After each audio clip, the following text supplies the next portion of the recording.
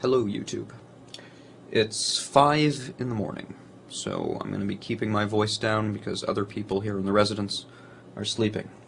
And I'd like to make a response to a video that some people have been telling me to respond to by QDragon concerning objective versus subjective morality.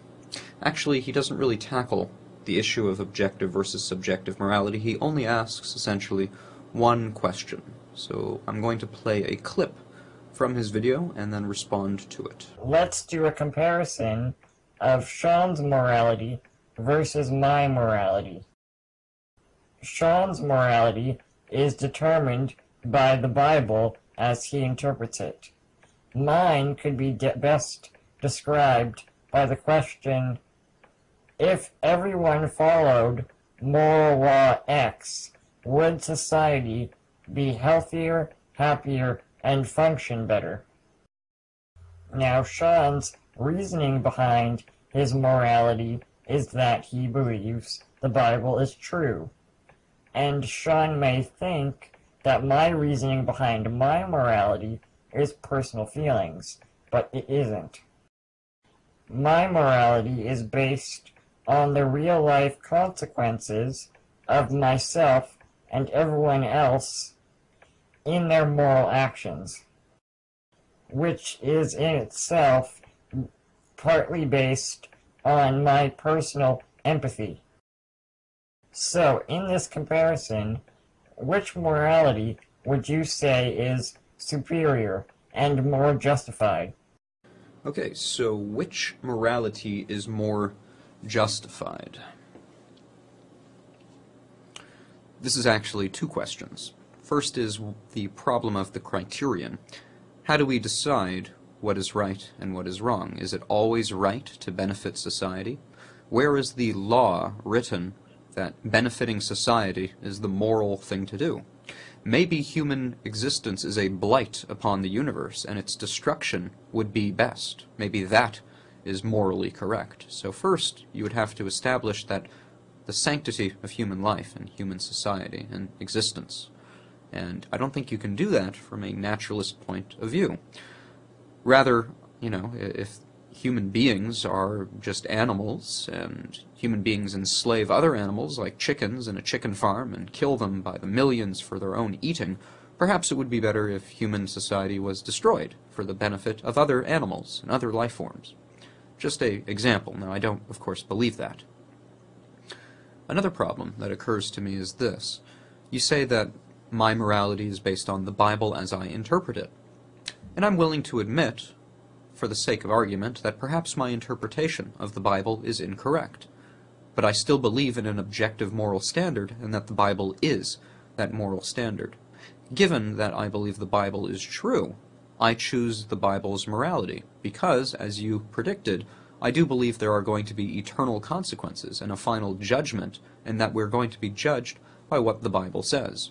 So I will choose to do what the Bible says as opposed to benefiting society if there ever is a situation where I have to choose between doing what the Bible says and benefiting society, even though that's a subjective opinion, simply because we can never foresee the consequences of all of our choices. For example, I can think that creating a new invention would actually benefit society, and perhaps my invention in the future will be used to destroy society.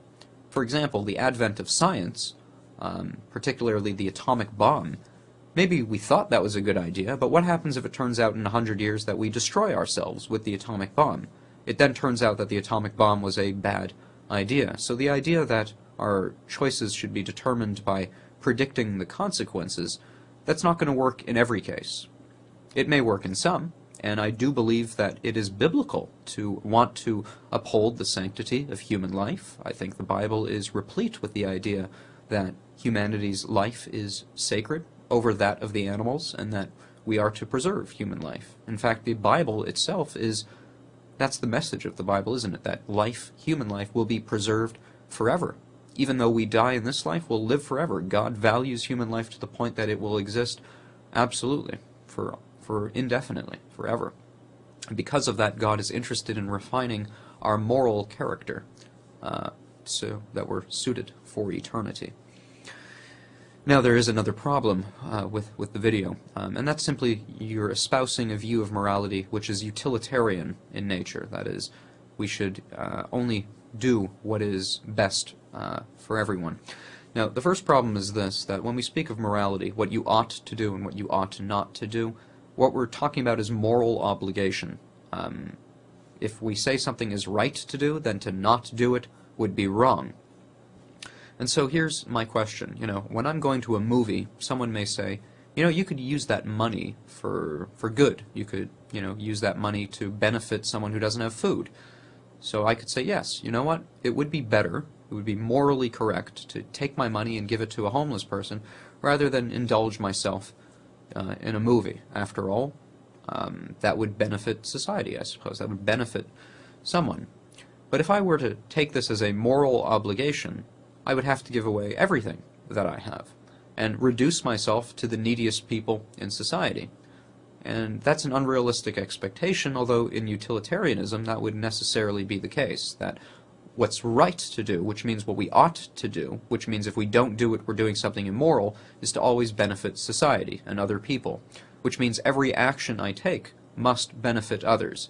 That's an unrealistic expectation. Those who do give away everything they have and reduce themselves to a homeless person or someone who's just barely getting by, who can just work to give, we regard those people as saints.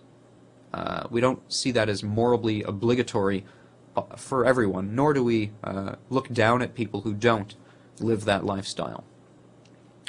So that would be one problem with utilitarianism. Another problem would be this. Let's say you have a guy, a peeping Tom, who, takes his binoculars, like George McFly in Back to the Future, and he's looking at a woman, and the woman will never know that he's looking at her through the window, through binoculars, so all it does, his act, is increase his own pleasure, which I suppose benefits society or makes individual in society happier. Does that make it morally right or morally obligatory for him to peep at her through the window? It violates her privacy, but since she doesn't know about it, and no one knows about it but him, that must be a good act, since it increases pleasure.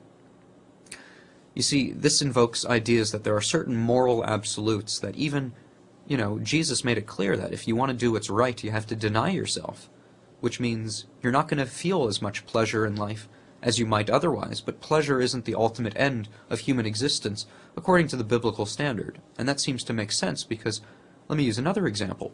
If you tell someone that you are going to meet them at the mall at 4 o'clock, and 4 o'clock comes and or it's close to 4 o'clock and you decide, it's not going to be pleasurable for you to go to the mall. You'd rather stay home and do your homework because that's more utilitarian. That would increase your future aspects of life or whatever. You're going to stay home and do your homework and break your promise to go to the mall. It seems that if you make a promise, you ought to keep it, even if there are other considerations for, breaking the promise. Now, you could say, well, what if something important came up, like, you had to take your mom to the hospital, so you couldn't make the 4 o'clock appointment. In that case, you're right, that might be morally justifiable. But arbitrarily breaking a promise because there may or may not be a utilitarian benefit to society seems wrong. Breaking promises seems wrong. Or I can think of other examples. So I think these are a few criticisms with a utilitarian view. It seems to remove the idea of principles and moral absolutes in favor of strict utility, which may or may not be, since we can't always predict the consequences, and because it seems to intuitively break certain moral codes, such as privacy or the value of promise-keeping.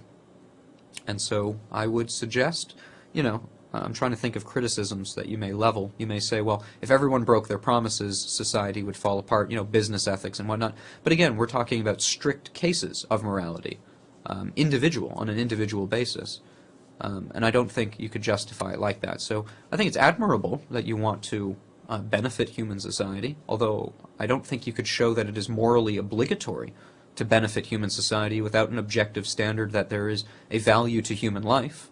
And that value cannot come from humans themselves. After all, then it would be a human invention, and a human invention is not obligatory on humans, since I'm a human, and that means I can determine how I want to view humanity, or view morality, if it's just an invention. This comes back to the idea of an objective standard and why I believe in it.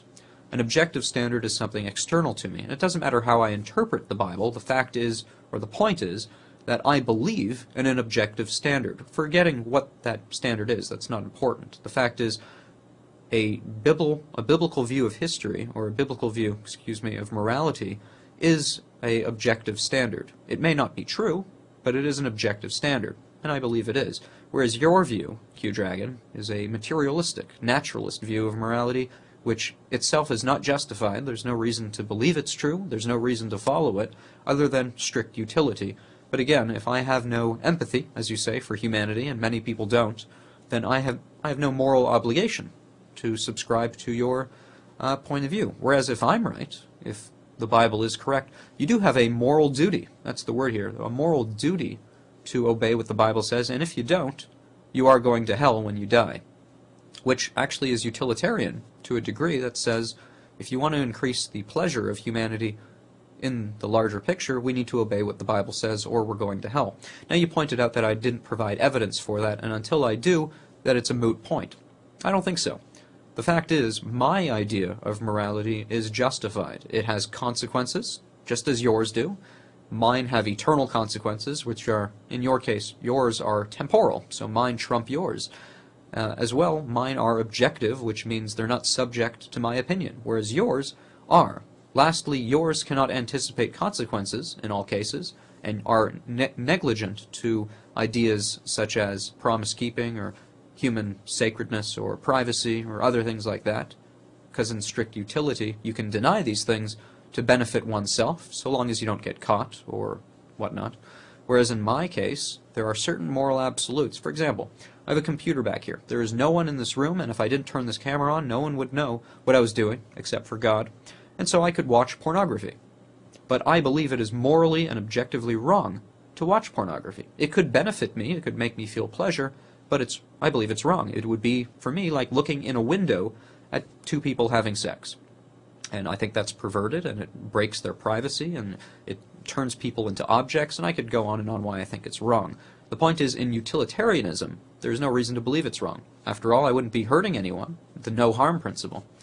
So I think utilitarianism, though it is a noble approach to want to benefit human society, I'm a human, we're all humans, we want to benefit humans, that's fine. I don't think itself is justified. You can't use utilitarianism to justify utilitarianism. So there are my criticisms of your moral system. And that's it. Cheerio.